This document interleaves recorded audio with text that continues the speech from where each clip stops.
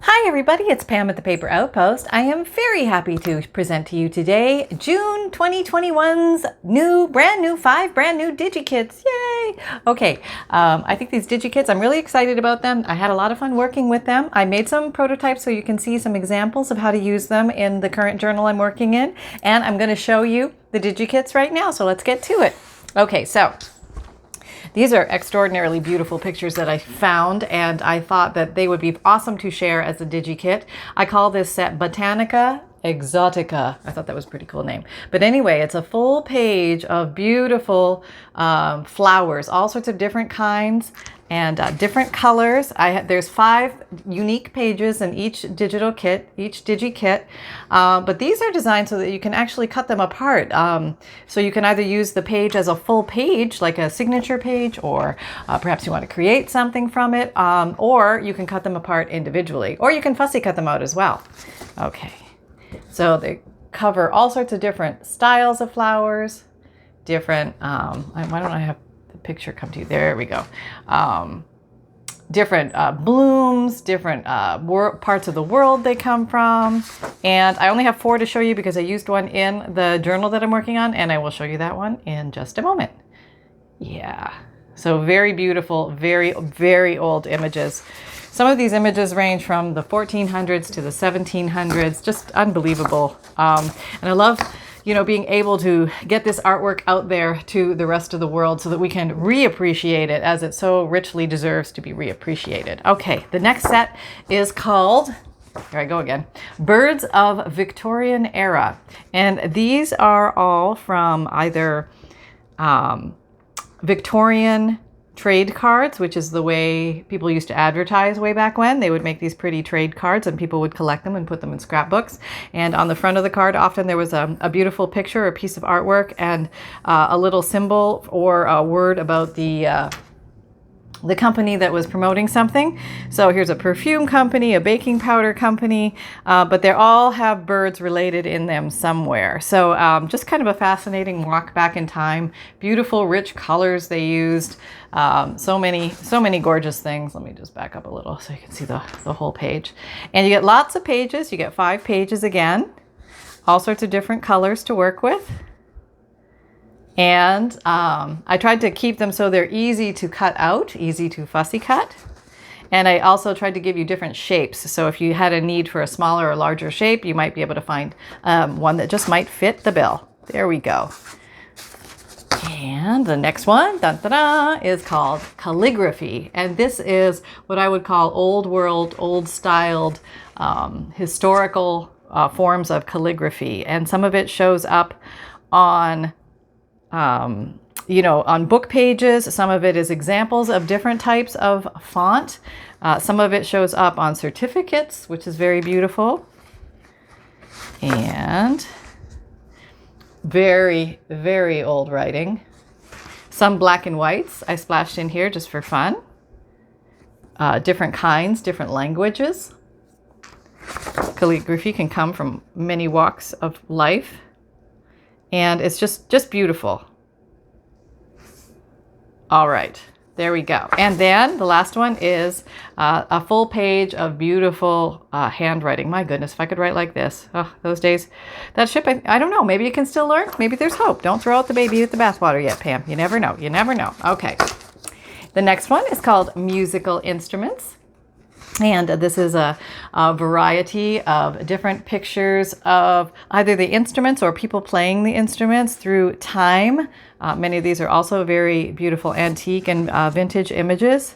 I love this one. I think it's either encrusted in, this violin is encrusted in lichen or possibly coral.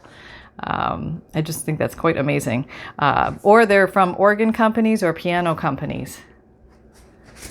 So you're going to find a good variety in here. And also I had some fun, zoom in a little bit, for pictures of old world pictures of bands that would get together to play.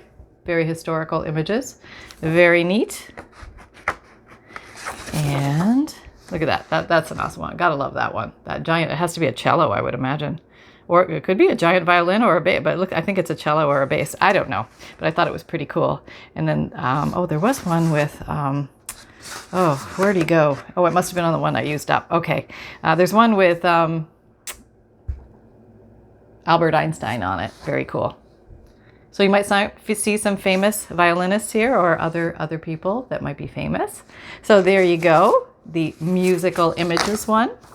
And then last but not least is Celestial Vintage. Well, let me back you up a little bit here. And these are basically your sun, moon, stars, planets, things like that. These are very historical images, some extremely old, some from the 1400s to 1700s. And some of these stereoscopic photos of the moon, the phases of the moon. You can see the sun and the moon in here. There's probably an eclipse of some sort. Some pictures of Saturn, more moon phases. So all sorts of unique things related to the celestial bodies. So thought you might have some fun with that.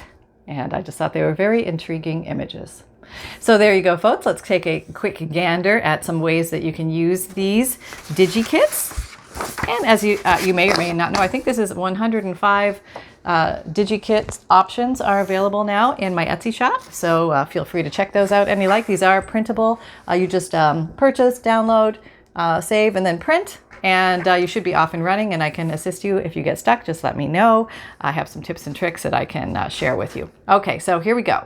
I marked them with, maybe up a little higher, these little paper clips things. Okay, so the first page is, let me take you in here. These are some of the images from the musical instruments page, and I made a pocket that is this way and a pocket this way. And I took some dyed paper. I believe this was blue dyed, so that would make it red cabbage or purple cabbage. And I just inked around and put, I thought that was mysterious, and just tucked some plain paper in there, and I put a little stamp behind it, trimmed it with a little bit of sari silk and a little applique, and just kind of fun. So it doesn't have to be super fancy, but it can be very easy to do and very rewarding and give people extra places to write. And the next one, example, is here. Oh, this was fun to make. This was from the Botanica Exotica. I made a little trifold brochure style entity here, and I just made a little tearaway notebook in the center. I did some stenciling behind it just for fun. And you could do this on cardstock, thinner cardstock, or you could even use copyweight paper to do this, to make it nice and thin to go in a journal. That would work perfectly as well. And I used a very thin cardstock. I believe it was 65 pound. And these are the inside pages of a book. The first few pages, that beautiful material, that paper that is just so soft and velvety and creamy. I just love that. So I always try and save those and use those up in special places like these. And did a little sewing there. And very fun, very easy to make. Used some stickles around here just to decorate it, and closed it all off with a gold elastic cord. Very easy to work. Okay, and who do we have next? Next but not least, nobody. All right, I don't know what happened to that one. And we'll carry on. Okay, here we go. This is from Birds of Victorian Era. Yes, I'm doing my best to remember my own names.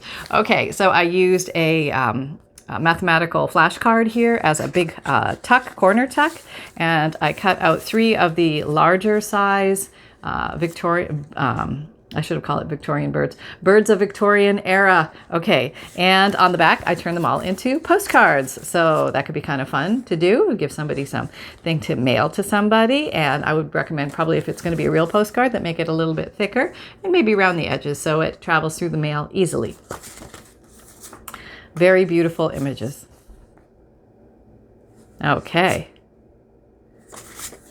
And let's see what else we have in here.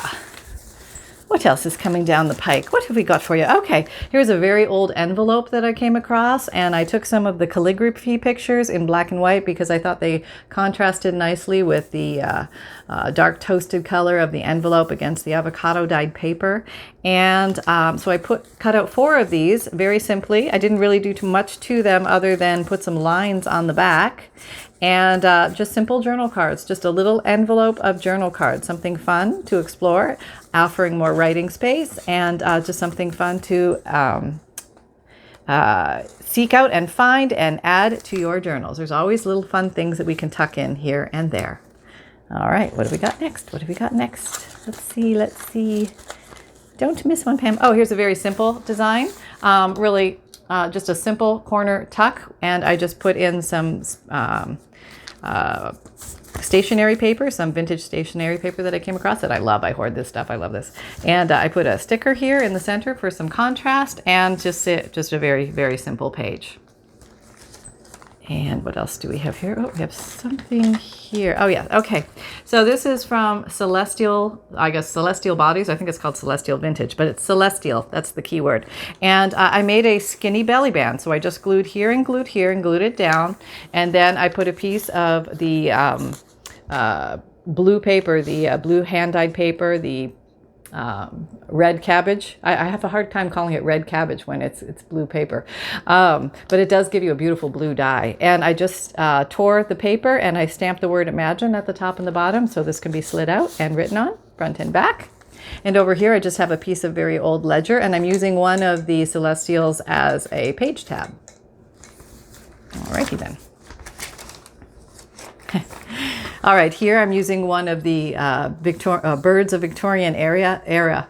Okay, here we go. Birds of Victorian Era as the corner tuck or corner pocket. And I just took some beautiful old music paper and used my tearing ruler to tear around, put a little sticker on the front, and then did some stenciling on the back of this tea-dyed paper, tea-dyed college rule paper. So just fun things, just different ideas. You can use them for different pockets. You can also cut these apart individually if you wanted to use them that way. There's just so many ways you can use them. Okay, what else have we got in here? What else have we got? Okay, here's this guy. This is again from Celestial, and I just put it on a corner, and I just glued down this end, and then I took a bead of Fabrifix and I ran a piece of twine down here and glued that, and this just became a very simple tuck. So you could put something longer. You're not limited by the top or the bottom of any pocket. You could just tuck something in here very easily. So I took some, this is specialty ink dyed paper, and I put this little emblem here, and just something extra for people to write on. There they go. They have extra space. Very simple, very easy to do. Nice color contrast. And I think that's it. So there you go. Those are the examples of this June 2021, again showing you Celestial, musical instruments, calligraphy, birds of the Victorian era, and are you a bird of Victorian era? I think you are. Go back with your brethren. And also the, let's back up a little bit. This one is the Botanica Exotica. So I hope you like these. I hope you like the offerings for June. Thank you so much for all of you who have been purchasing my DIGIKITS. I truly appreciate that. It really does help me out here at the Paper Outpost. And let's see if I've got somebody who might like to say a little something. Do we have a little somebody in the house who would like to say something? Yes. Hello, everybody. I would like to say thank you very much for everything. We really appreciate it. And, Mom, I forgot my lines. What am I supposed to say? Just tell them thanks. Thanks, everyone. Okay. All right, everybody. I hope you're having a grand time out there. Thank you for everybody new who's come along, and welcome. I hope you're having fun jumping into your papers and exploring what you can do with them. And there are a million and one things that you can do with your papers. I have lots of videos if you're interested in checking those out, things that you can do with old book pages and just a myriad of things. I have a whole bunch of playlists on my channel. You can check those out. And my videos, they come out Mondays, Wednesdays, Fridays, and Saturdays, 7 a.m. Eastern time. And my podcasts come out Tuesdays and Thursdays. And that's audio. It's a new material. It's all related to paper crafting, junk journals, life of a crafter, ask a crafter questions, things like that. And I have an Etsy shop where I do put my vintage digital kits, and they're always there available for you. You can download them anytime. Once you purchase them, you always own them. Etsy always puts them in your account for you and saves them there for you, so they're retrievable anytime, but you can always download them and save them to your computer and access them there and print them out anytime at your will.